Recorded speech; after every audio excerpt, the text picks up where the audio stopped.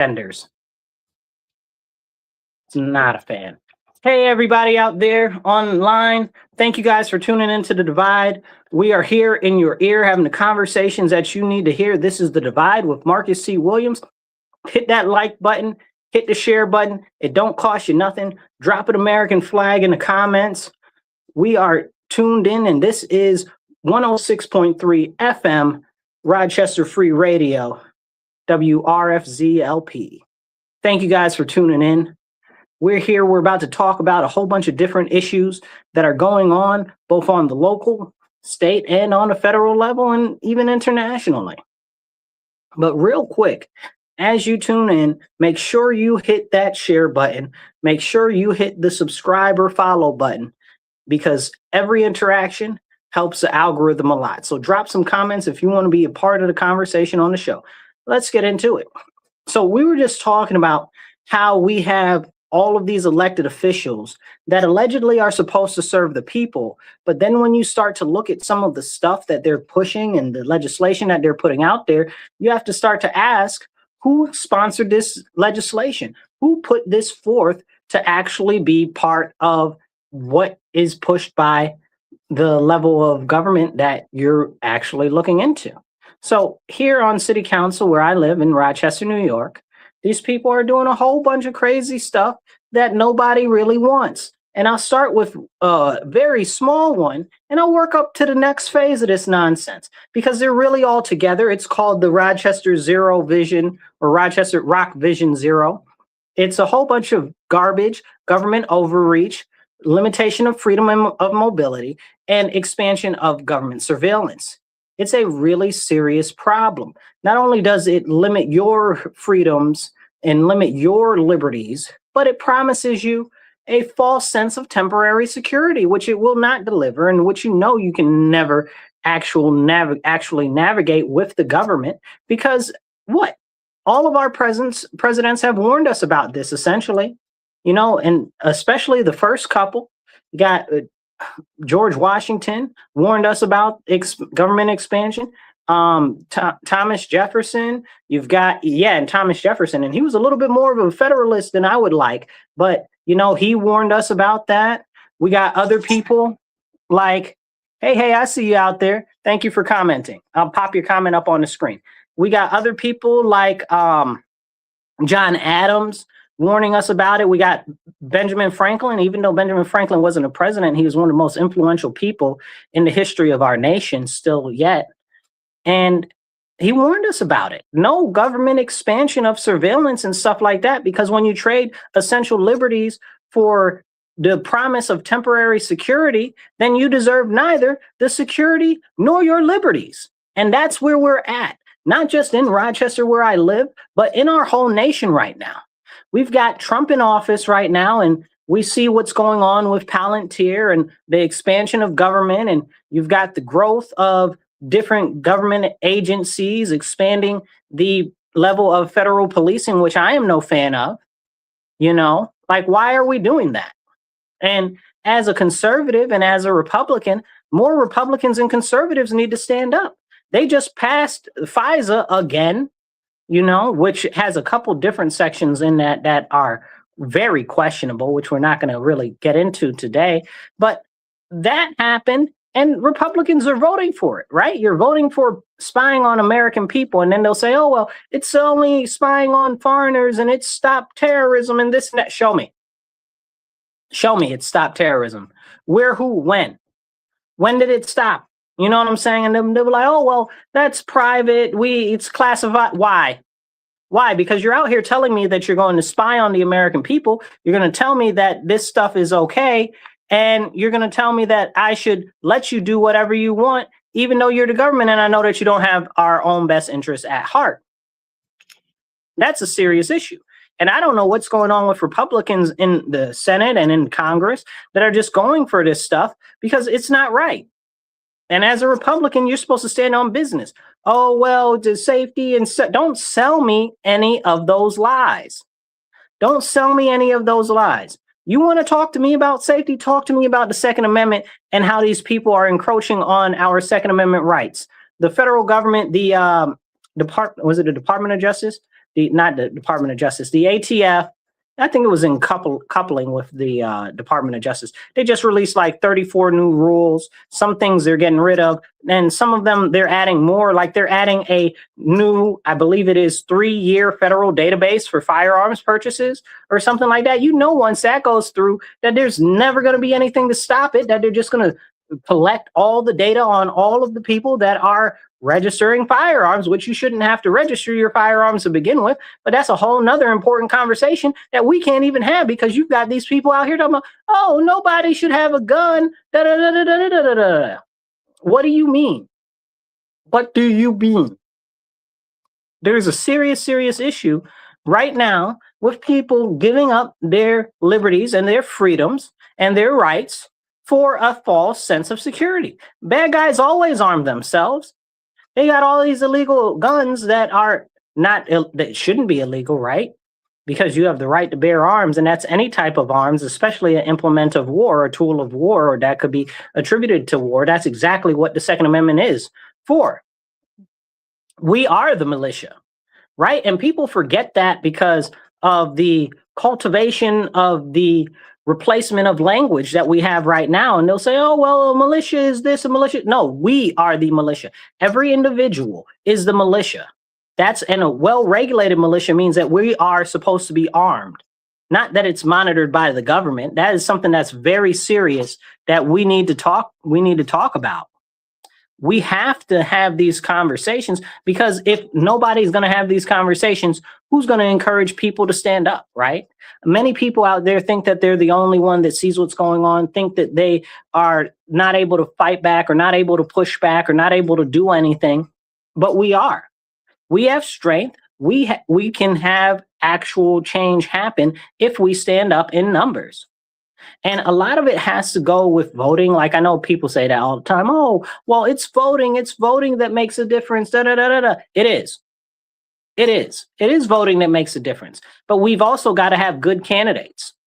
We don't always get the best candidates that are running for office. And then people say, oh, well, I'll just vote for the lesser of two evils. No, nobody's trying to hear that. That's how we got here where we are now in our country, continuously voting for the lesser of two evils instead of voting for good candidates, instead of getting good candidates out there to actually run.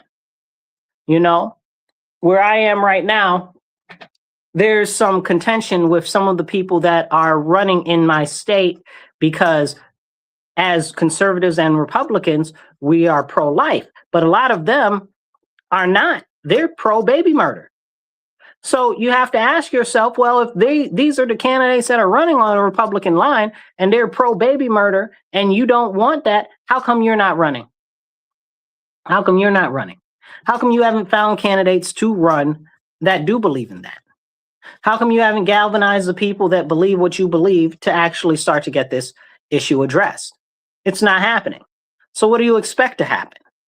And that's the problem. That's where the conversation falls off, where people are just like, oh, go out and vote, go out and vote. Oh, vote for your party or whatever. What if your party person is trash, right? Like, what if your party person is trash? Okay. I'm going to pick on Mike Lawler for a second. Okay. Mike Lawler is pushing for the Dignity Act, which is going to give mass amnesty to 10 million illegal aliens. And it's going to stop deportations until after the next presidential election. Vote for him for why, right? Vote for him for why? Because he's on the Republican line? Like, what are we doing? Like, he wants mass amnesty, and all Republicans want is more deportations. We were promised mass deportations, and we only got a handful of deportations. It's unacceptable, the low number of deportations that we have gotten. And people say, oh, well, the number of deportations are significantly higher than they were during the Obama, or not the Obama had more deportations, but the Biden administration, or whatever the case is. So what? I wanted mass deportations. I want millions and millions of them gone. You understand what I'm saying? I wanted tens of millions of them relieved and gone, sent back. What do we got? A couple million, some self-deportations, all of this, all of that? No, they need to be going through state by state, town by town, taking all of these people out, putting them on a plane, give them a parachute, push them out the plane and say, God be with you. You understand what I'm saying? Like, what are we doing here? So, like I'm saying with Lawler, he's like, we want mass amnesty. No, nobody wants that. And you're running on the Republican line. This goes down to what's going on in North Carolina, where you got the lady that's out there wearing a niqab. That's a whole face covering thing. And she's like, I'm running on the Republican line. You're what? Running on a Republican line?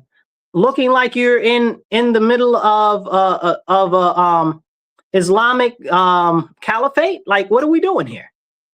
Like, what? And you're running as a Republican? Nonsense. Nonsense. That doesn't show Republican or traditional values of our nation. Like, what are we doing here? And this is why we as Republicans must stand up and stand for what we believe in. But I'd say the same thing to the Democrats. Look at what's become of your party. The Democrat Party has turned to trash garbage because they've let the socialists and the communists take over their whole party. Who pushes the agendas in their party right now, in the Democrat Party right now? The socialists, the communists, and the elite, right? So there's no room for the everyday average people. None at all. That's why when you look at the polls on CNN, it's like most Democrats want voter ID. How is that an issue? How is that a problem? How come the rest of the Democrat Party in Congress and stuff isn't pushing for that? How come state level Democrat parties aren't pushing for that? Speaking of a Democrat state and voter ID, California got enough signatures on a petition to get voter ID on their ballot this year as a referendum. So California might actually get voter ID. That'll be interesting. We'll see how that ends up working. And we'll see what goes on in the rest of the country if Senator Thune could ever pull his head out of his behind and actually pass the SAVE Act. You understand what I'm saying? I don't care if it's a skinny SAVE Act. If all it says is that we are checking IDs for people to vote in the elections. I don't care if that's all that it says. Okay? But it needs to be done. It needs to be done. All the extra stuff in there, that's nice. Okay? No men in women's sports and women's bathrooms and stuff like that. I support that. But I need a skinny bill because I need this thing passed. Maybe we should separate it and get those other things passed too. I don't know why Thune won't pass it. You know, I have an idea. It's really because he's a turd. You know what I'm saying? And I'm being nice. I got some more thoughts about it that are way more colorful. Because what's he doing? Why won't you pass the SAVE Act, Thune? Now the president is getting out on the TV talking about, oh, well, we need to kill the filibuster. And I feel him. You know, we need to kill the filibuster, right? Yes and no, but we definitely need to kill this fake filibuster where they don't even have to come down and speak. Look, if you're going to filibuster, I need you to get out there like Hakeem Jeffries, and I need you to poo in your pants while you're on stage standing up there for 12 hours or whatever it was that he was up there at. Drop how long Hakeem Jeffries was standing at there talking on the in the comments. So, but this is what I'm saying. Like, if we're not going to have our actual Republicans that are in office stand up on what we as the people want, what are we doing? You know, and then people are like, oh, well, get out and vote. And that's me. I'm one of those people. Don't get it twisted. I'm 100% like get out and vote all the time. Vote all the time. But I'm not one that says vote only your party all the time, right? Because sometimes these people that are on the conservative line aren't really conservative. Sometimes these people on the Republican line aren't really Republicans. I just write my own name. You know? One of these years, I'm going to get elected for judge because I'm going to be the only person that voted for that position, you know? And I joke, but I'm serious because a lot of people go to vote and they don't know anything about any of these candidates who are running for office. They don't even know who they are. They don't know what they look like. And it's a problem. It's a very serious problem. We have a gentleman who's running for governor right now. His name is in New York State. His name is Bruce Blakeman. He's the head of the Nassau County. He's a Nassau County executive out there. And it's like nobody knows who he is, you know, and that's not a good thing. Because first, he's got to raise money. And then secondly, if nobody knows who he is, what's going to prompt somebody to vote for him except that he's on the Republican line? And I feel like what a lot of people don't understand is a lot of people that are Republican, are not just voting clear across the line. That's just not what's happening anymore. People aren't doing it. They're like, okay, do you believe what I believe? Are we on the same frame point? Are you actually going to hold down and hold the ground and stand on business? And if nobody knows who he is, they don't know what he looks like, they don't know what he stands for, that's a bad issue. I hope that his people can get him out to more places so people can make a real decision. Because here we have the high priestess Kathy Hochul as our governor, and I am not a fan, and that is to really put it mildly. That is to really put it mildly. So real quick, hit that like button, hit the share button. It doesn't cost you nothing. And definitely drop a comment, because every comment helps kick the circulation out to more people. You are tuned into The Divide on WRFZ 106.3 Rochester Free Radio. This is The Divide with Marcus C. Williams. Drop them comments, hit them likes. So I see a lot more people watching than I see them likes. Hit them likes. Now, as we have this conversation, we have to also think about what's going on with the Democrat Party in New York State, right?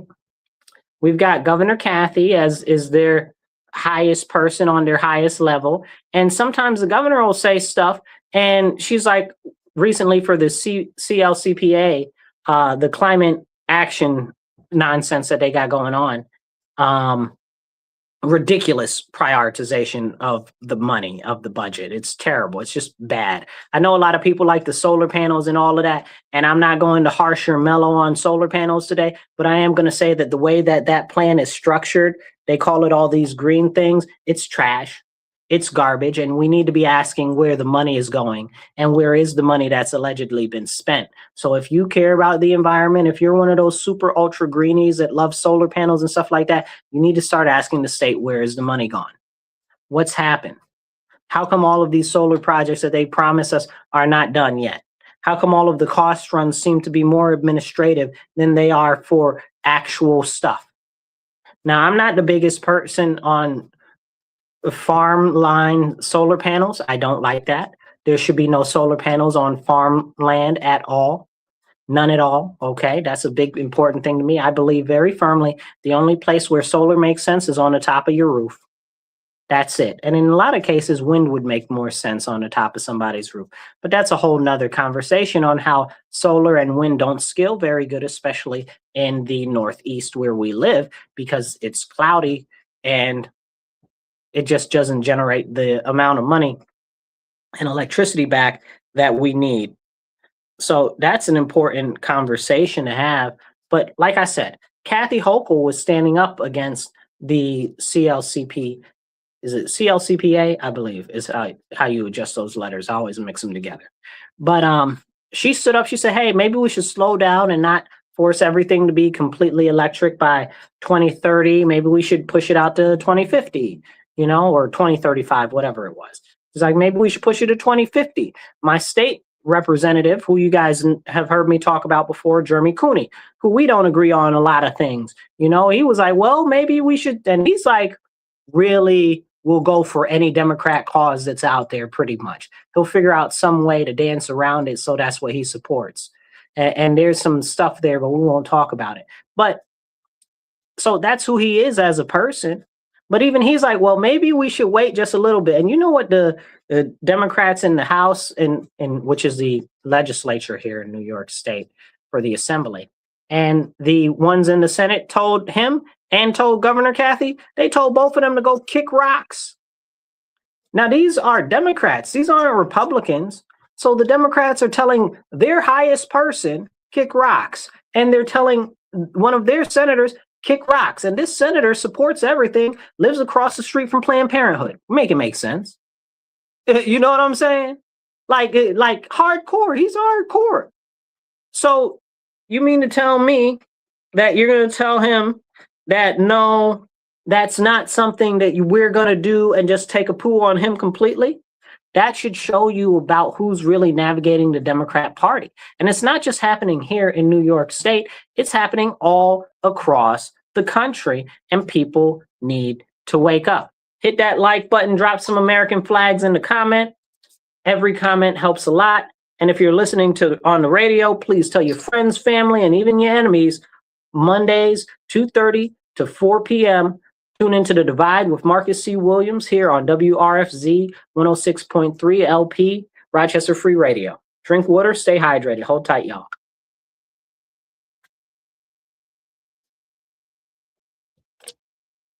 Anyway, make sure you guys drink water because Americans are chronically dehydrated. And I really believe that a lot of that has to do with what's going on with the extreme rise in Alzheimer's. You know, they've actually done some studies and now they're saying Alzheimer's is really a form of diabetes. So that's really interesting, something to look in for you guys. But it's also, I'm telling you, it's about dehydration and chronic dehydration. That's where the brain pitting comes from. That's where the lack of connectivity in your brain tissues are. That's where that comes from. This is what we've got going on right now, and we should definitely talk about it and stay hydrated. So as we get into more conversations, I want to bring it back locally, and then we're going to pop over to the Middle East, okay? So let's hit locally. Locally where I am, they've got this Rock Vision Zero project. I talked about it a little bit in the beginning of the show. But getting into that, they have it where one of the things is they want to put all types of surveillance and speed humps and all types of crazy stuff in the alleys that we have in our city, because we got a lot of alleys in our city. Nobody asked for that. They're like, oh, it's going to make them safer and cleaner. The alleys aren't a problem. The alleys have never been a problem. Still, even though we got all these crazy carjackings and all this other crazy nonsense, the alleys are not a problem. Who is out here complaining about the alleys? You want to know what's wrong with the alleys? They never clean the alleys. If we could get them to clean the alleys 3 times a year, heck, I'll settle for 2 times a year. We'll really be doing something. But most of the alleys don't get cleaned once every 5 years. You know, they're just not clean. And that's the only real issue. Maybe, I don't know, actually level the pavement and fix the pavement on some of them. Maybe that. But all these surveillance cameras and speed humps, nobody asked you for that. Who's behind did you pull that out of? You understand what I'm saying? Like, this is a question that we have to ask these people. Where are these concepts and these ideas actually coming from? Who is funding this? All of it is about limiting the freedom of mobility of our people here. And I really, truly am trying to encourage more people to see what's going on and to understand what's going on. I know a lot of people feel like they can't be bothered, but once this stuff goes in, it's going to be harder to get it out. Okay? I was at one of their meetings for the Rock Zero program thing that they're trying to push right now. Part of that, in addition to what we just talked about, is also what they're calling automated traffic enforcement. Clip that. You know, automated traffic enforcement is a word that they are using in this ridiculous Rock Vision Zero concept, which is really nothing more than extreme government surveillance. They are pushing more cameras, they are pushing more surveillance, and they are trying to tell us as the citizens that, oh, it's automatic traffic enforcement. Well, call it what it is. Call it government surveillance. Call it that. What is it? It's cameras. Okay. Are the cameras outside? Yes. Are the cameras operated by the government? Yes. Okay. So therefore it is government camera surveillance. So why not call it what it is? Because automated traffic enforcement sounds a lot softer. It's a play on language, so they're manipulating the people. That's what this is. That's all that they do, you know? And I went there and I was talking to one of our city council people, Mitch Gruber, who has been pushing for this. The first thing they do, we get in there and they emotionally manipulate us. Oh, well, who had somebody that they knew that was hit by a car or killed by a car or whatever, you know, to set off the tone as something that is emotionally jarring and that invokes emotion in you so that they can manipulate you and bring you around to their way of thinking. It's crazy. And then as it continued, not only was it emotional manipulation, but also it was segmented, cultivated, specific wording and phrasing that was put into the different ways that they were asking questions and the different questions that they had on the questionnaire and stuff like that. So you could basically not say no to the surveillance cameras. I wrote no on there anyway. I said, this is what we're not doing. No more government surveillance. So this is the problem, right? They didn't even give you the option to say no. So I point out that Mitch said, okay, well, these things are being done on West Main Street, and we've got these blocks up for, they've got like these huge concrete, like I don't even know what you call them, not ballasts, but it's like barriers, I should even say. Barriers between the, I guess you want to call it a bike lane and the street, right? Not only are they hideous, the buses have run up on top of them. It's a whole crazy, ridiculous thing. On top of that, because of the way that it is now you've got this barrier from there in the sidewalk, so all of the dirt comes down and gets stuck in the bike lane. So who's biking? Then there's nothing, no mechanism to clean them out or anything like that. So now it's just piling dirt, piling dirt, piling dirt. Then you get people that are either, maybe they want to be in the wheelchair and they want to be down there, because we have a lot of people in wheelchairs that are handy capable, and they be getting up and going on their little 15 horsepower, whatever you call them, wheelchairs. They got a special name for the electric wheelchairs, but it escapes me right now. But yeah, they be using them too. And then now what are you doing? You're on the bike, you're stuck behind this person, you got to do all this. It's ridiculous. It's ridiculous. And nobody asked for that nonsense. And then I'm like, dude, this is bad. And he's like, well, we're not getting rid of it. I said, well, how could we get rid of it? He said, well, we're not doing that. What do you mean? Who are you talking to like that, bro? You understand what I'm saying? Like, we don't got no bad blood like that. But if we were out on the street and you spoke to me like that, them's is fighting words. Them's is fighting words, bro. And for me expressing concern for my neighborhood and for my people, you know what I'm saying? Like, how you gonna come at me like that, dude? How you gonna, and you supposed to represent us, bro? And you used to live around the corner. Stop playing in my face. When they were shooting up the street and stuff like that, you didn't have nothing to say about none of the criminals, but you talking about some traffic. Man, miss me with that noise. But this is how these elected officials operate. They don't really care about us. So you got to ask, who's pushing this agenda? It's those Rochester Connect people that got these millions of dollars to push this type of nonsense and other programs that are limiting freedom of mobility. And he doesn't care because he's hotty-toddy. He's a doctorate in Rochester history, so he's so much better and so much smarter. And none of what's going on in our city really impacts him because he lives in a nice neighborhood now with his kids where they're not shooting up the neighborhood anymore. Make it make sense.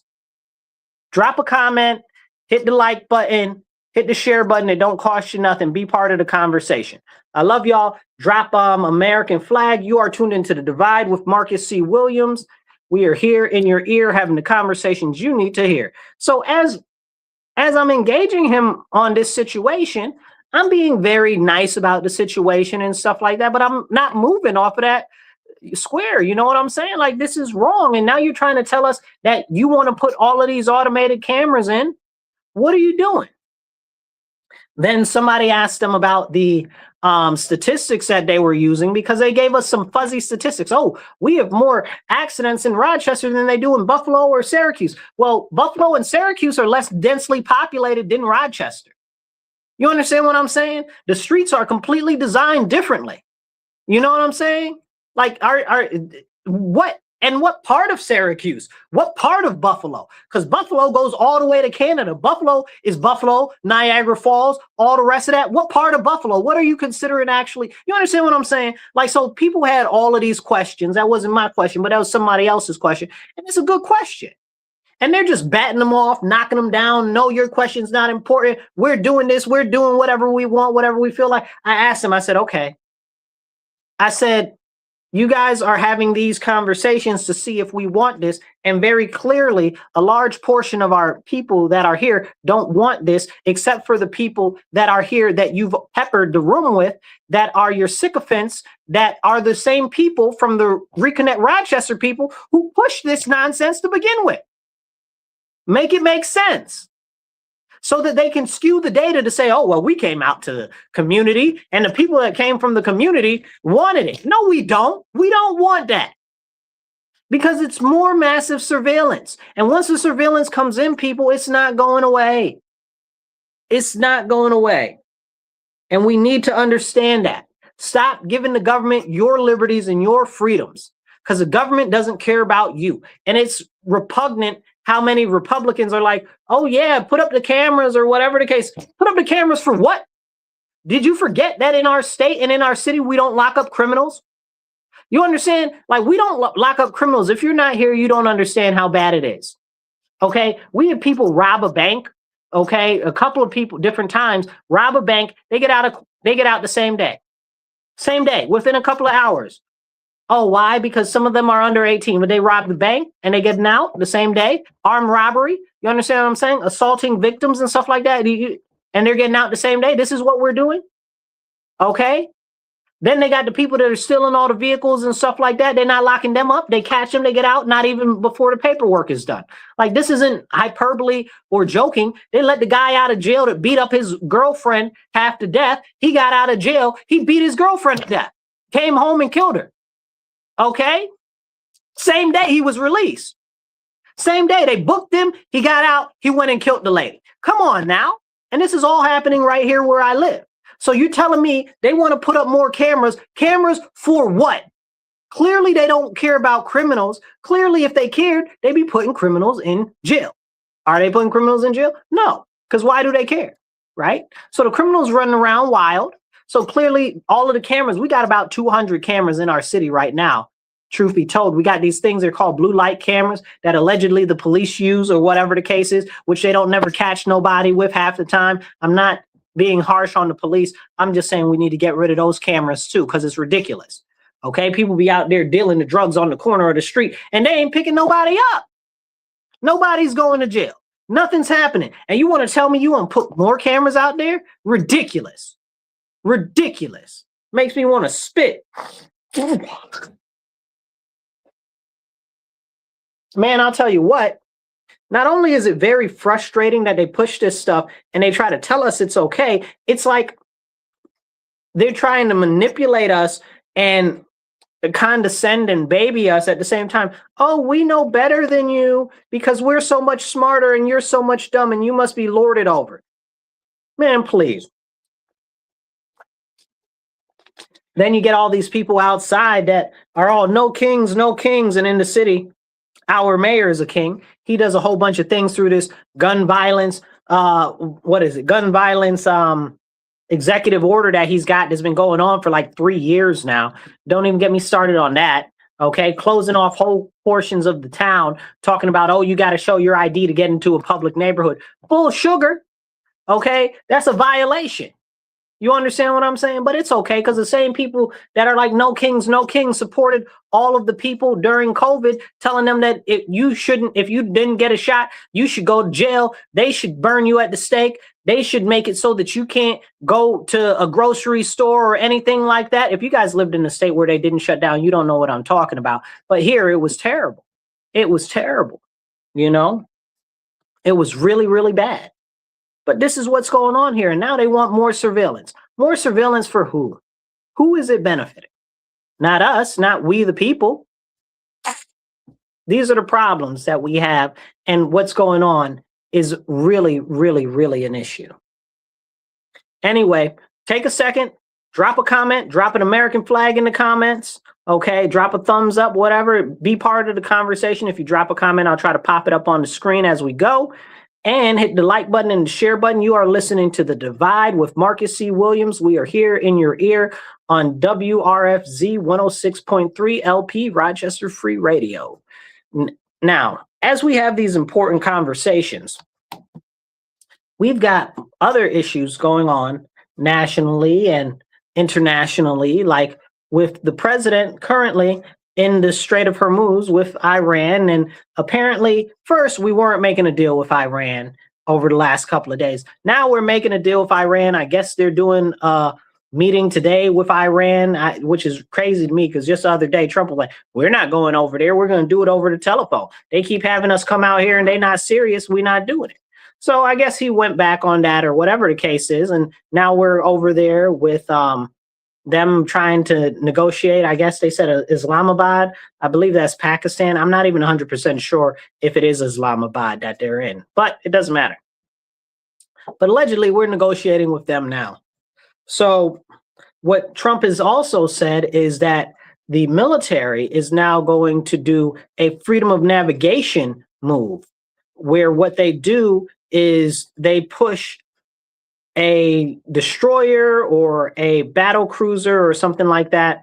Actually, I don't know what the other ships are called. I don't think they're called battle cruisers. They're called something else. It doesn't matter. Anyway, the battleships and stuff like that. Not an actual huge battleship, because we don't even really have any of those anymore, but destroyers and some other frigates probably.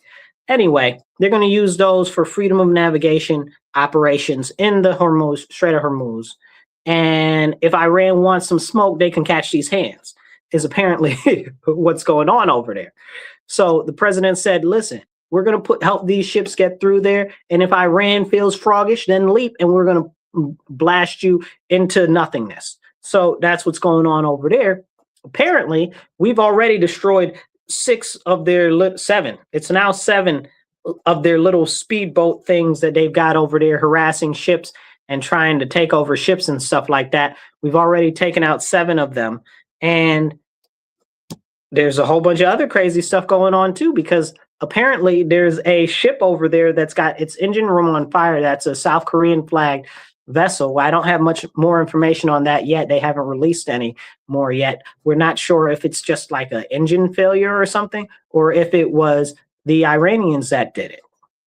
Now, the U.S. has already escorted a number of ships through there that are American flagged and some other ships. So we'll see how this works out. Okay. So this will be really, really interesting. I'm interested in seeing it. And I'm sure that with all of the battle carrier groups over there, I think we've got 3 strike groups over there now, and like thousands on thousands of Marines, even a whole Marine expeditionary unit. So they're ready for throwing some hands if we need to. Not that I think that we should have anybody on the ground over there at all. And they brought in some more A-10 Warthogs and stuff like that. Warthogs are the best. I love them. They're awesome. And they're exactly what we need for these types of operations.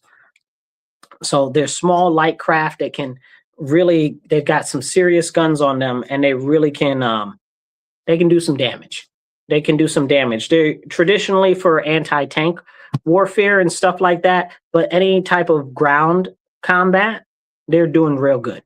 So this will be very interesting. Now, we also have the issue with, and I guess it's not an issue, it's a benefit really, with the UAE pulling away from OPEC.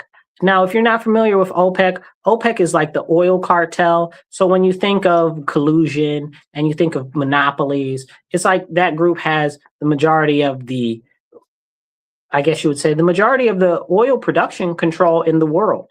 And Saudi Arabia is like number 1 over there in OPEC, or maybe it's Russia. Russia might be number 1. They might be number 1, number 2. But you've got the UAE, which is number 2 after that.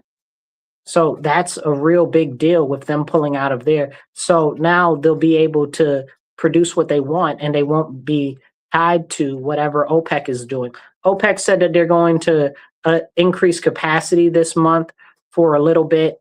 Not that much. It's I don't know, like a couple million barrels or something like that. It wasn't that much in the great scheme of things, you know. So especially when it's so many countries all together, and including OPEC plus, which we kidnapped Venezuela from them, thank God. And we've got Guyana. So once Guyana gets up and running, everybody's like, Venezuela, Venezuela, Venezuela. I'm telling y'all about Guyana. Y'all not listening. Y'all not trying to hear me, though. Okay? That's important. Somebody says OPEC controls the prices. Yep, they do. They do, because they control the majority of the world's supply. And it's a very important conversation. So with the UAE pulling out of there, now the UAE is like, yeah, man, we about to pump up a couple of extra million barrels ourselves each month. Now we're going to increase capacity and stuff like that. So that'll be very, very good for lowering prices on the world market. See, what a lot of people don't understand about this whole oil conversation is, regardless whether you believe in the green revolution or any of that nonsense, we are moving towards decarbonization of fuel, right? Like no more fossil fuels. Like they are really pushing towards that. I got a lot of thoughts on it. Like what's up with 0 point energy? What's up with GEET, GEET? What's up with GEET engines? What's up with all of these other things that we should be working on, but we're not, for energy and stuff like that? What's up with uh, what do you call it? The oh God, they're calling it hydrogen fuel cells, right? Like hydrogen fuel cells. What's up with that? But really, you do water hydrolyzation in your own car and get it to run on water. So I mean, like, where's the conversation in that? They don't want any of that because they know that if they did that, then it would be much simpler and less expensive, and they wouldn't have so big of a control over it, and it would upset industry and stuff like that. But back on the oil conversation. Why is the UAE this a good time for the UAE to pull out of there? Well, if they pull out now, they'll be able to produce a lot of oil. And it's better that they produce more oil now and sell more oil now than later, because later everything's going to be produced not by oil. And not everything, right? Because we still use a lot of plastic. Everything's made out of plastic and a whole bunch of chemicals and stuff like that. And not just the chemicals, but even down to RX drugs that you take. Almost every drug that you take has oil in it, like crude oil, like some sort of plasticine or something in it.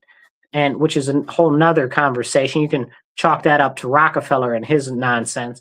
But yeah, so it's good for them to push everything out now so that they can make as much money as possible now, because later they probably won't be able to do it. The US is going to nuclear energy generation. They got a whole bunch of different things that are going on all across the country, a whole bunch of new plants opening. I think we're up to like 7 or something this year so far. And every other week I'm looking and they're opening a new nuclear plant on a military base in the US. That's awesome. I'm really happy about that because, more energy means lower energy prices. So that's something that's very important to talk about that people don't talk about very much, because a lot of the conversation gets taken over by the green energy people, and other people just aren't trying to listen to any of that nonsense. So mentioning Russia being part of the OPEC, Russia has had a number of issues over the last couple of years because Iran is also part of OPEC, which should be noted.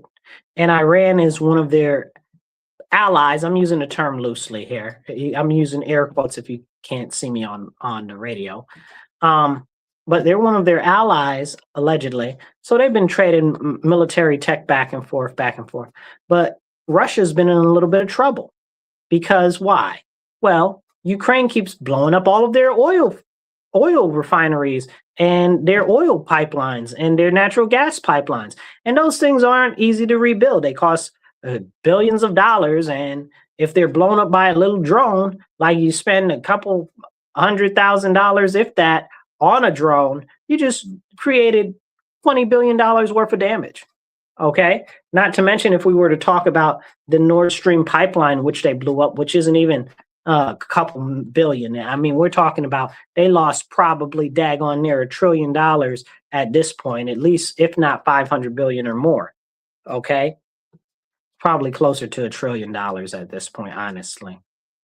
Between the natural gas and the oil, then you have the stuff with Slovenia, or is it Slovakia? I don't know. It's Slovenia, Slovakia, same difference. Whatever it is this month, I don't know. Which I heard that they're about to get another part of another country to become part of that. I don't even know if that's going to happen, but we'll see. They always got something going on over there. Ever since the fall of the USSR, which was the United Soviet Socialist States of Russia, but whatever. You can't call the Reds actual communists or socialists anymore, because God forbid you actually tell the truth about socialism. But getting back to the oil issue, if Russia can only produce so much oil because all of their stuff is being attacked by Ukraine, that also impacts the world oil pricing. However, there has been a ton of sanctions on Russian oil. So the West, it's been more expensive for the West, which again, it really shoots yourself in the foot or cuts off your nose to spite your face, because you need the oil. And this is a conversation that people don't like to have. So fortunately, the US produces a ton of oil. A ton of oil. I believe we just overtook, and we are now one of the largest oil producers in the world. I think we are number 2 right now. We fluctuate from number one to number two in the last couple of years. We need to crank up some oil manufacturing. Okay, that's a real big thing, but we're pumping all of this stuff. We got the Gulf of America going and flowing now. I don't know whatever happened to the pipelines that's supposed to be coming from Canada and stuff like that. So that would be helpful also. We got a couple new pipelines that are going on in the country, and we even got one new refinery authorized in Texas, which I wish we would have some here. We need at least 10 more, honestly. And I wish we had at least 2 in New York State, because these prices is crazy. Okay, these prices is crazy. And if we talk about why do we need oil from other countries, and we're one of the largest oil producers here in the US, it's that we sell sweet light oil, right? And we import heavy crude. Okay, it's 2 different types completely. So most of our stuff in our infrastructure, we take that, we refine that, and that's what we use. The sweet light crude we sell all across the world. We don't really use that because our refineries don't really mess with that stuff and stuff like that. It's just an infrastructure issue. We could use more of that if we had the infrastructure inside the United States to actually address those issues, but we don't. And that's a whole nother conversation. And hopefully, Lord willing, the current administration does more to address those issues. I'm very happy they authorized this refinery. Hopefully that'll be up soon. But after you see that somebody blew up the Valero refinery a couple months ago, not even a couple months ago, maybe about a month ago now, like there has to be very interesting conversations had about who's out here blowing up our refineries, right? Like they never talk much about that, but it's kind of crazy. Now, in other news, we've got GameStop is making a $55.5 billion takeover bid for eBay. Who would have saw that coming? People would have thought that is the other way around, but I never would have saw that coming. Because, everybody's like, oh, GameStop's struggling, GameStop's struggling. And then the whole thing that happened with GameStop around COVID time, when the people wanted to invest a lot in GameStop, and the powers that be were like, no, you can't do that. You can't get rich. You can't pump the stock up and get rich. We're the only ones that are supposed to get rich. That was wild times. That was wild times. And speaking about investing and stuff like that, Trump just introduced Trump IRA accounts, and this is really good. So even if you don't like him, please listen. This is important. And that's one of the problems with Trump right now. A lot of people hate that man so bad. It doesn't matter what good things that he does that could possibly benefit them as an individual or benefit us as a people. They still won't listen to whatever it is. So listen to this. Now, with the Trump IRAs that he's introduced, you get to keep your same IRA, but there are some companies that are going to be working with the Trump IRA program, which I believe it's if you make $35,000 or less, you're going to get $1,000 bonus when you actually put money into your IRA. And then there's like some other thing if you make less than $75,000, all of these different things that are like kind of like matching programs from the government, which is kind of awesome, right? But also it gets more people to invest in the stock market. Yes, there is some game behind the scenes on that, because the more you invest in the stock market, the more the stock market has valuation, the more money that's in the stock market, the more money that we can make. Okay, so essentially, yes, it is going to benefit people that hold companies and stuff like that. What they're trying to do is get people to invest in America. And now they're trying to get Americans to invest in America, right? But if they're matching you, you might as well take that matching money if you already have an IRA, So they're saying that this should be fully launched by January. It's going to be trumpira.com, but you can go look up the information in relation to it right now, because it's a very helpful program. And no, this is not the same thing as the baby bonds. This is not the same thing as the youth savings accounts. And no, it's also not the same thing as the health savings accounts that they're trying to do, which I don't know if the health savings accounts ever got up and going. I think they're still working on that. I haven't heard back about that yet. But they also have it with this Trump IRA thing, where now you can take out, and don't quote me on this, but it's about the number. You're going to be able to take out about $6,000 if you have an emergency without being penalized. So that's awesome. That's awesome. That's never been a thing before, and it's going to be a thing now. And I think that is just one of the most fantastic financial things that we could have had and won as a country. Because sometimes you look at you like, man, I need money now. I got an emergency, but if I take it out of my IRA, the government's going to charge me like 50% interest on it. And that's a lot of money. That's crazy. 50% of your own money. How the government going to charge you 50% of your own money? It's a whole nother conversation. We can get into that and get into taxes, get into capital gain taxes at another time. But this is an important conversation. So hit that like button, hit the share button. It doesn't cost you nothing. You are tuned into The Divide with Marcus C. Williams. We are here in your ear having the conversations that you need to hear. This is Rochester and upstate New York's #1 conservative radio show. Let's make it the whole nation. And share this. Hit the comments, drop some comments in there, and every comment helps, even if it's just an American flag. Let's go into a couple of other things. We've got the whole situation with what's going on for the fraud department that JD Vance is now in charge of. Over the weekend, and you might not have seen it because it didn't get publicized very much, they raided hundreds of places in California and in Minnesota. So this is going to be interesting to see if they get anything from it. They even raided the Quality Leering Center. Now, remember, if you guys remember the Quality Leering Center when Nick Shirley went over there and they came out like a couple days later and the guy had on like $3,000 pair of glasses and the $1,000 shirt and all of that nonsense. Yeah, that. And he was like, oh, somebody broke into our office and took all our files. Man, please, play in somebody else's face. Don't play in ours.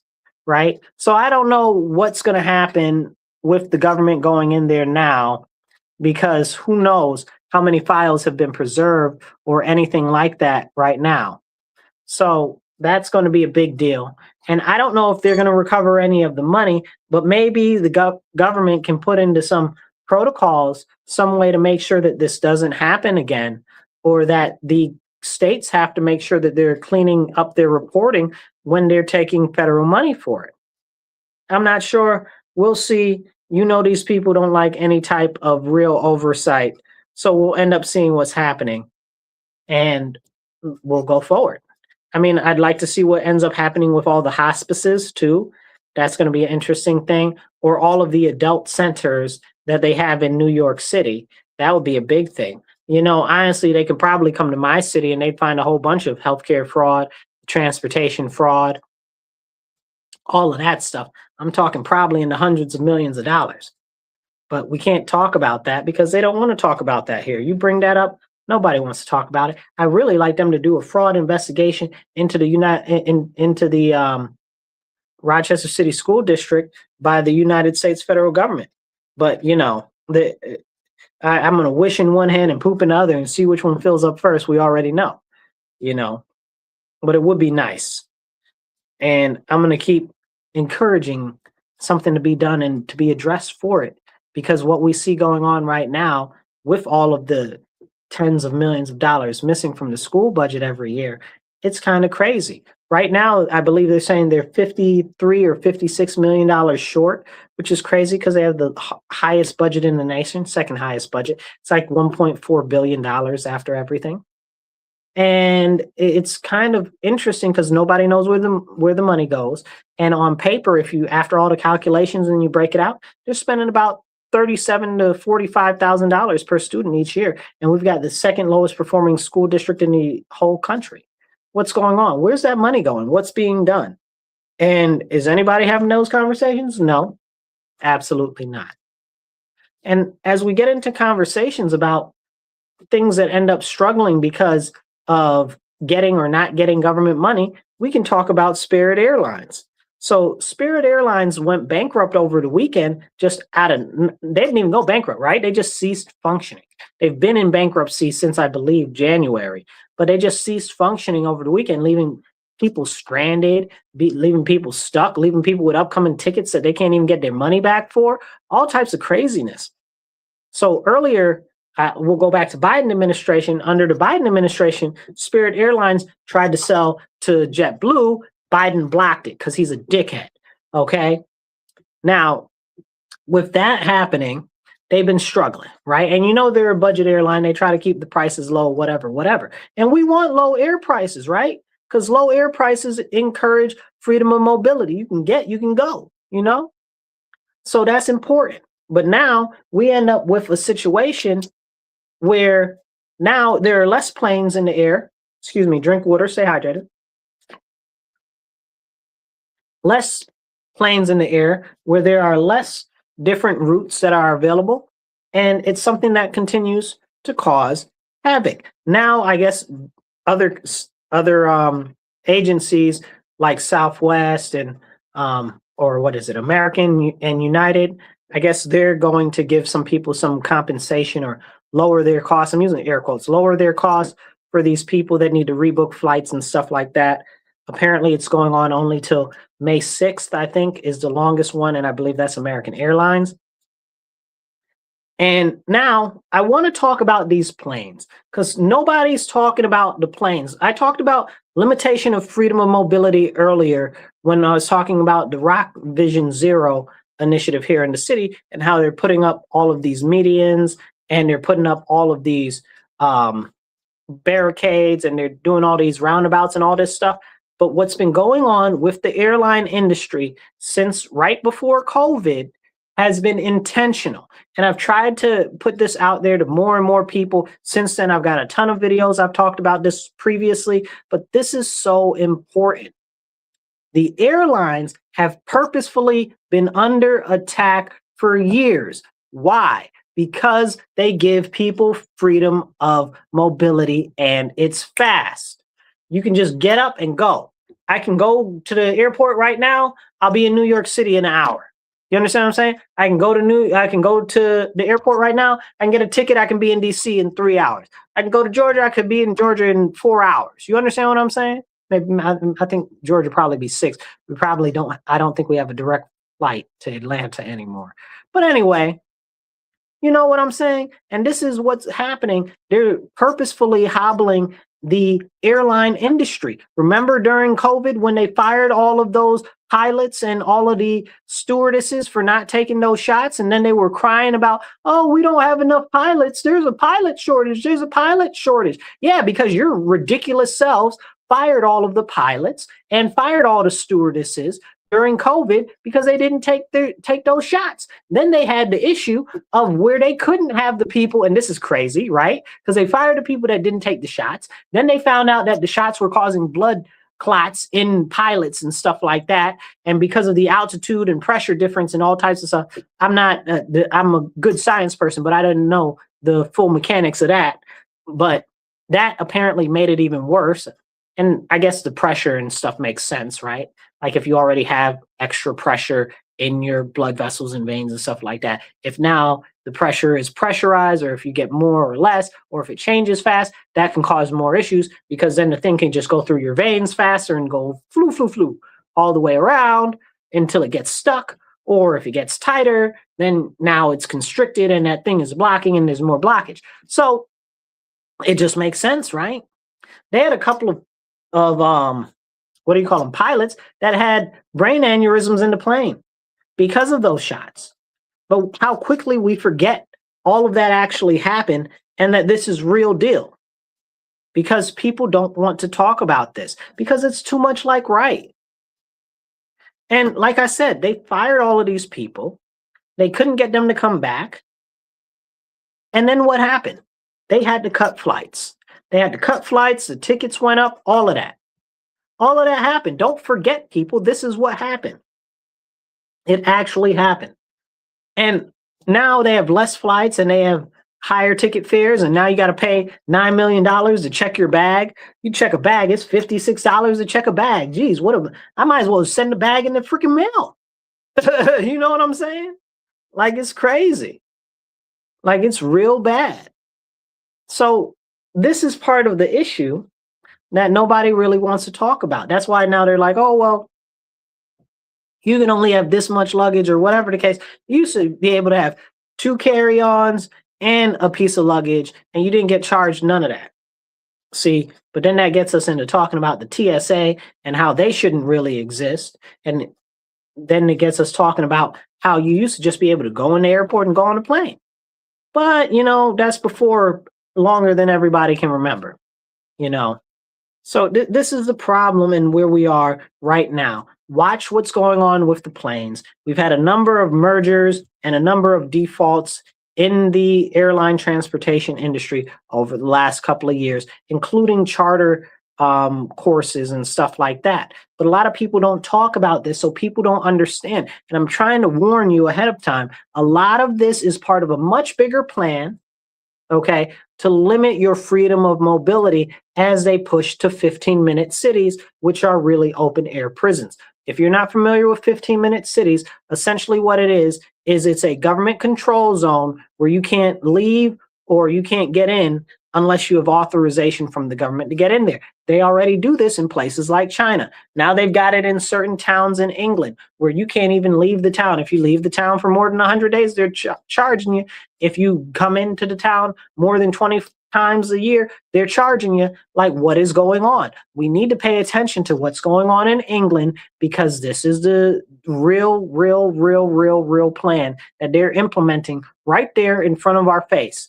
All of these, what do you call them? I don't know. There's a word for it. It's something like blastard or billiard or something. It's the big, like, pipe cone things that come out of the ground. They're like steel rods, those type of things. I forget exactly what they're called, but it's a real serious issue.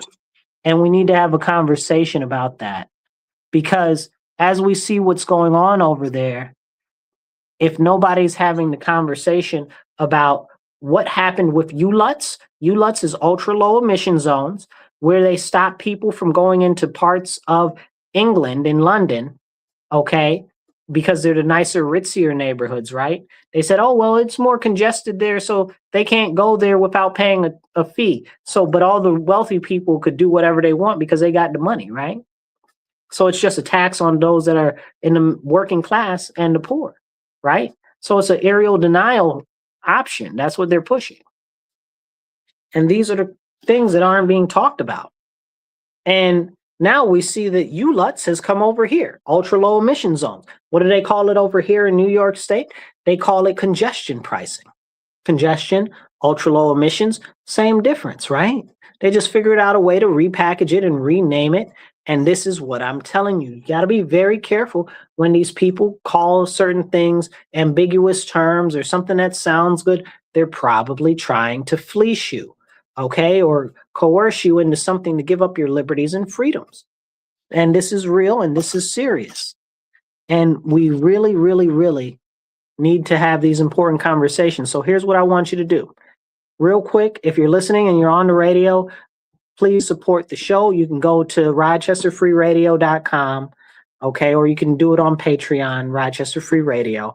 And if you're listening online on the internet, right here on either side of the screen or down below, you can help out the show. And I think we have an event coming up soon to do a fundraiser for the station, but I don't see where the notes are for the fundraiser. Anyway, I'll keep you guys posted on that. But if you want to support the show, either way over there or down below. And drop a comment, hit the like button, hit the share button. It don't cost you nothing. You are tuned into The Divide with Marcus C. Williams here on WRFZLP 106.3 FM, Rochester Free Radio. Let's get back into it. All of this is about limitation of freedom of mobility, you guys, because it's about ushering in 15-minute cities, which are basically open air prisons. They're not going to let you out of your neighborhood. It's like when I was at the event for the Rock Vision Zero thing, the Mitch Gruber, one of our city council people, was like, "Oh yes, you need to treat the people like Pavlov's dogs."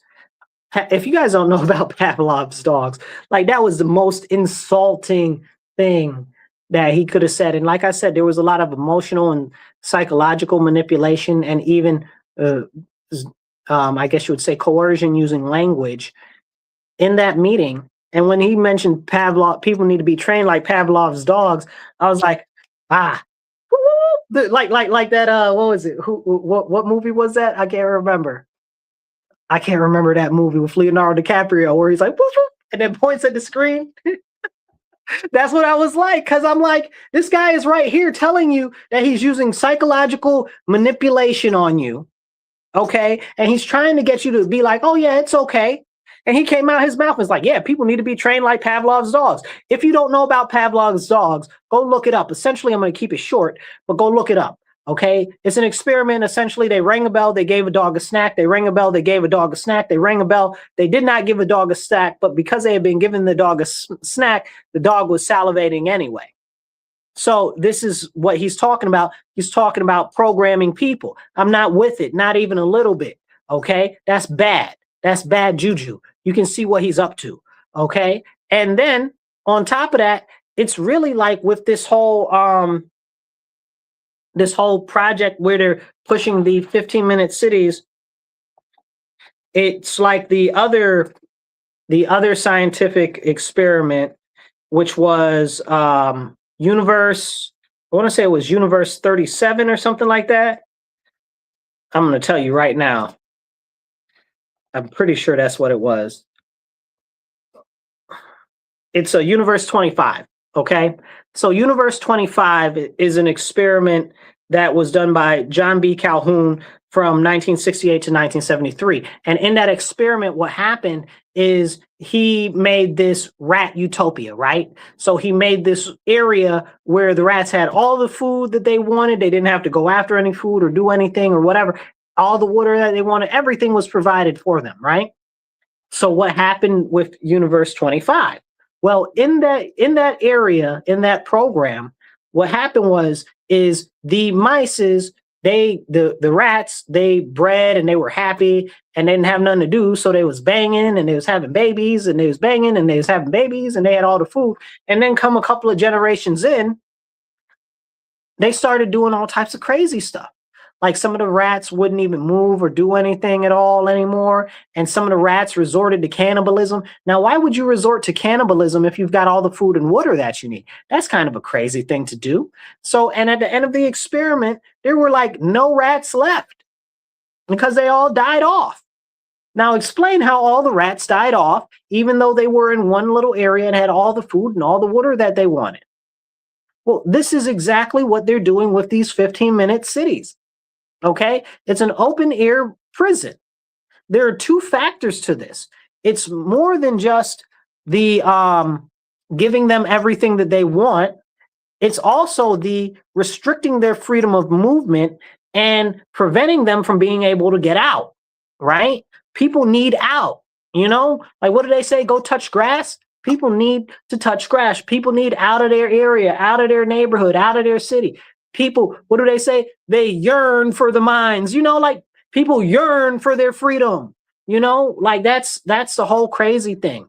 And that's a whole Socrates thing in the cave. And that's a whole nother, what is that called? Allegory? That's a whole nother allegory for another time. But essentially what happens is when they do this, you won't be able to do anything but what's already pre-programmed by the government for you to do. This is also why they're pushing all of this digital currency. This is why they're pushing these digital IDs. In New York State, we already have digital IDs. In California, they already have digital IDs. They're being pitched to us as if, oh, well, they're good, so you should get one because they're convenient. Again, this is giving up your safety and security your safety and not safety, but giving up your liberties and freedoms for a false sense of temporary security. Okay, in this case, it's temporary convenience. It's all a trap. It's all a lie. And all of these things work together. When you start stacking the pieces together, you start really seeing the picture. Okay. It's like a puzzle. Okay. We got the airlines. They're shutting down the airlines. They're doing everything to hobble the airlines. And people are like, oh, well, it's not happening. It is happening. As slow as it goes, but over years and years and years, you start to see what's really happening. And that's what's happening with the cars now. Now they're like, oh, well, your car won't start up unless it biometrically scans your face and all of this. Okay, in New York State, we have it where they're trying to put breathalyzers in every car. I don't drink. Why I need a breathalyzer in my car? You understand what I'm saying? And I just saw that they're pushing a law today where they put more breathalyzers in people's cars that are charged with drunk driving or whatever the case is. That's also nonsense because that's their excuse to get us a step closer to breathalyzers in all cars, because it's not about the breathalyzer. It's about the government being able to shut down your vehicle whenever they deem necessary or prevent it from being started. Okay? The government is not your friend.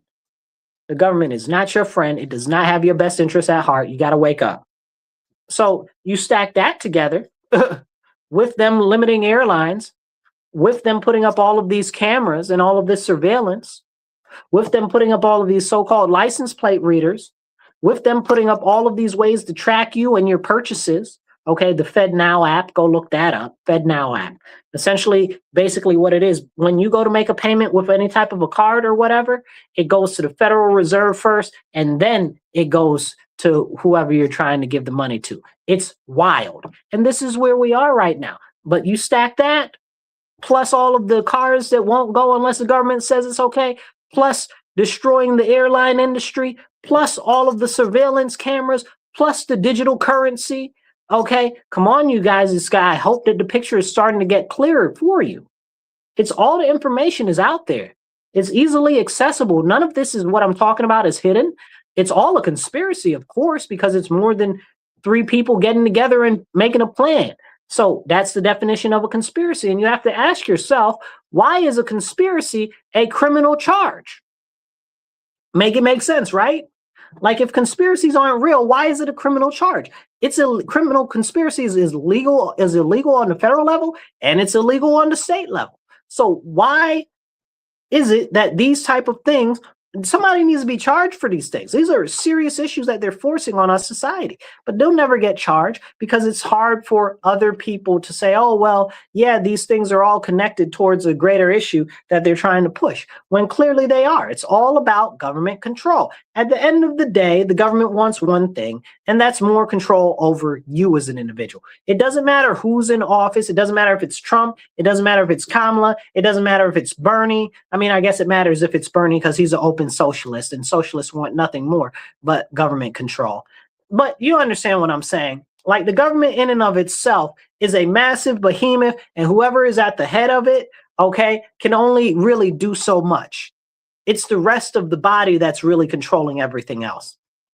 Hit that like button, hit the share button. It don't cost you nothing. Make sure that you are subscribed and you are following, you are tuned into The Divide with Marcus C. Williams. We are here in your ear, having the conversations you need to hear. We are on WRFZ 106.3 LP FM, Rochester Free Radio. Now let's get right back into it. And hit that like button for sure, for sure. Also, you can drop a comment below. We'll pop the comment up on the screen. You want to be part of the conversation, even if it's just an American flag or a hi, I see you there, and anything like that, or a hi, I like the show. We appreciate all of that.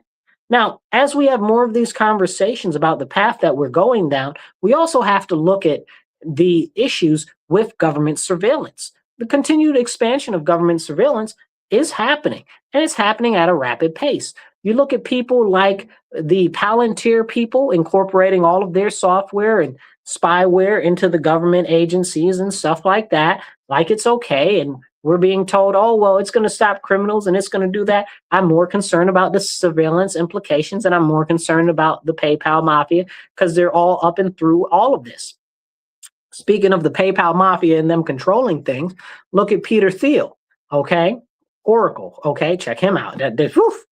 Okay, now Peter Thiel is backing all of these different weird security exchange type things with tokens, okay? Tokenization, digital currency, and currency swaps and all of this and all of that.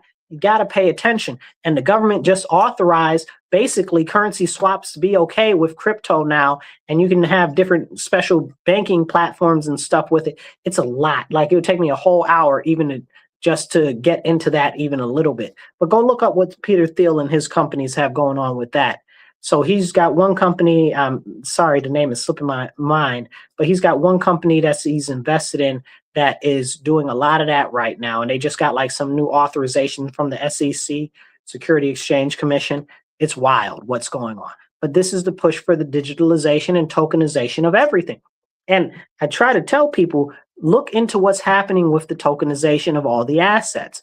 If all of the assets are tokenized, that means the government can control and see everything from point A to point Z. You understand what I'm saying? All the way through. Okay. And that is very dangerous because there's no autonomy. There's no anonymization, because whatever that other word is, apparently my brain doesn't want to pronounce it right. Anonymity. Yeah, that's how you pronounce it. So this is serious, right? And we need to have these real conversations, because who is talking about this? Who's talking about the tokenization? Nobody. Nobody. Like two people. you know, like these are the conversations. And I don't know. I'm trying to figure out how to come up off of this. Okay. You guys, let me be real and be honest with you right now.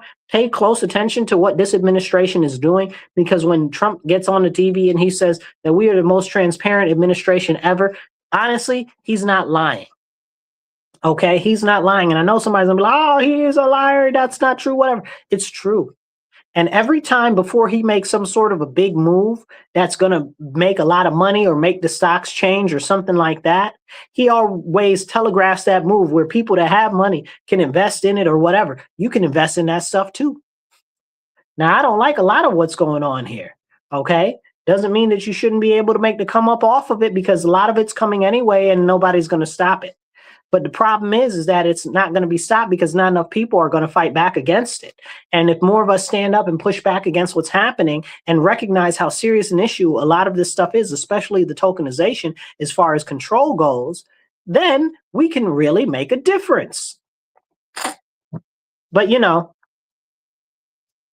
that means that people would actually have to be paying attention to what's going on.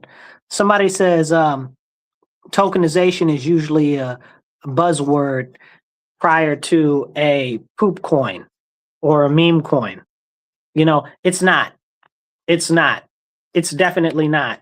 And I'm putting your comment up there, even though you said that and it's wrong, but it's not, because this stuff is real. They are trying to tokenize all of the assets. If you have an asset, they are trying to tokenize it. All currency is about to be tokenized, all tangible assets. If you own a house, it's going to be tokenized. If you own a car, it's going to be tokenized. This is why they are pushing the renter economy, the subscription economy. You guys, people have to wake up. So it's more than just a buzzword. It's what's actually happening. It's what's actually going on. He says it wasn't to be taken seriously. Okay. But it's serious. This is serious, though.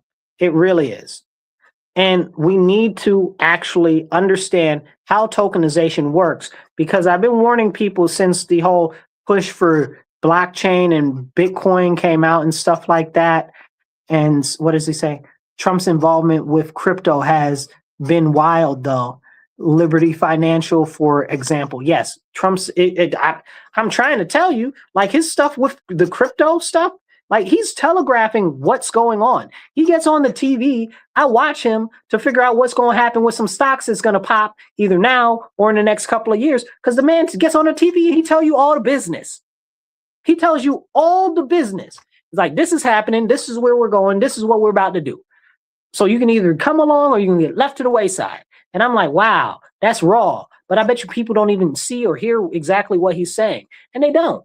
They don't. Because people look at him as a second thought. And you got to remember, again, the government is bigger than just him. So a lot of this stuff that's getting out there is going to survive him, whether you care about him or not. And by the time it hits, you won't know anything.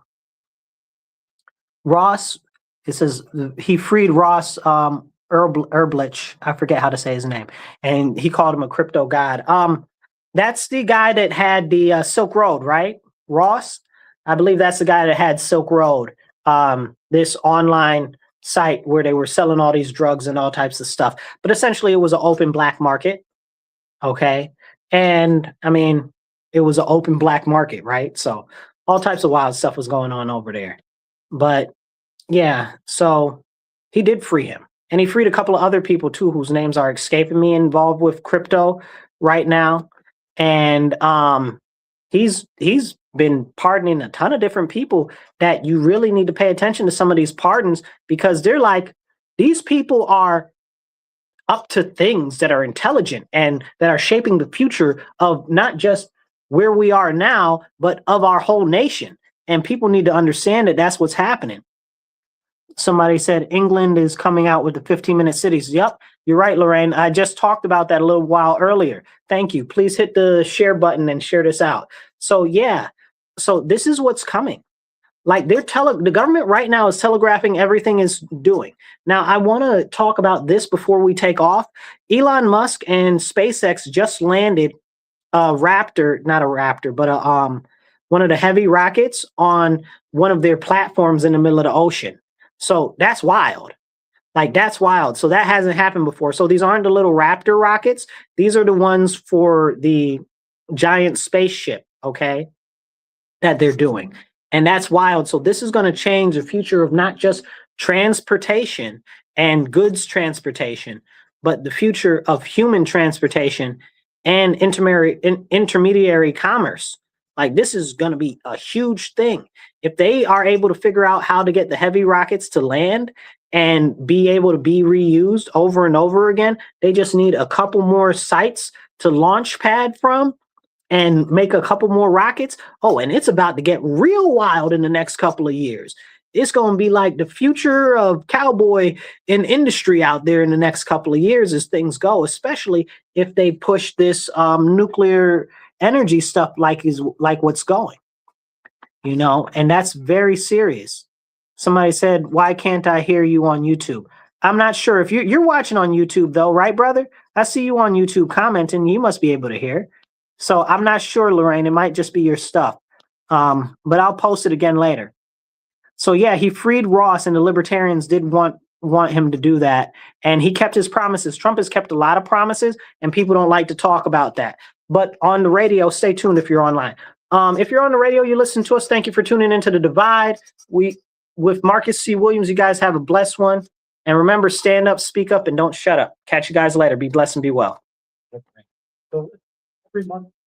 So yeah, so we've got quite a bit of stuff going on, you guys, and we have to pay attention to what's happening in the government, because this administration really is transparent, whether people like to talk about it or not. They're telling you what's going on. So I mean, it's one of the most honest administrations that we've ever had, and at least in my lifetime. I've only known a couple presidents, but it's one of the most honest administrations we've had.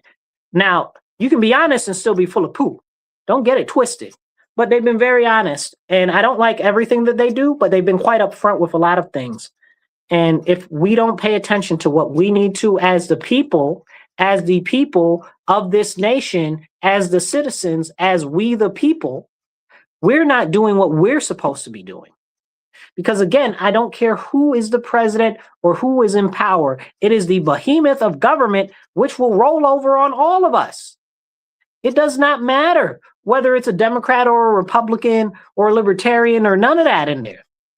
Look at what happened when Trump tried to shrink the government, right? The Democrats fought him on that, right? Why? To keep the government big and fat and powerful. It wasn't because they cared about the people and their jobs. No, it's to keep a power base. That's all that it's about. The monster will defend itself wholeheartedly from anybody that gets in there on that level and really tries to make that level of serious change. That's what we have to think about. That's what we have to talk about. And it's not just on the federal level. Don't get it twisted. It's on the local level. But on the local level is where you can make the difference. That's why you have to get involved. That's why I always encourage everybody to get involved locally, whether it's just going to a school board meeting or a city council meeting or a fire district or one of the planning board meetings, just so you can start to understand and see what's going on and how things are going, so you can tell other people, because the issue is people don't see what the government is doing. They don't know. I guarantee you earlier when I talked about the Rock Vision Zero, that not only do a lot of people not know about the automated traffic enforcement, which is government surveillance en masse, but they also don't know about what they're trying to do with the alleys. Like I said, who knows that that's happening? Nobody knows that that's happening. They don't want you to know that it's happening. Okay? And little by little, they're growing their power and they're taking away yours. They're taking away your liberties. They're taking away your freedoms. They're taking away your constitutional rights. in the Bill of Rights, and people don't see it. That's why we have to share this information. That's why we have to have these important conversations. And that's why I'm so happy that I get to have this time to speak with you guys. If you guys want to support the show, please donate. You can go online on either side over there. We've got Cash App, $MW Real, the number one, or you can do Venmo or PayPal. Do whatever you can, $5, $10, $25, $100, whatever you got, whatever you want to do to support the show, because airtime ain't free. And help us out so that we can get out to more people. We'd like to do a whole nother show at another time and even maybe go to a bigger level of station so more people can hear the message. So let's see what we can do. Help us out so we can get the message out. I'll catch you guys later. Remember, stand up, speak up, and don't shut up. Take action. Be blessed and be well.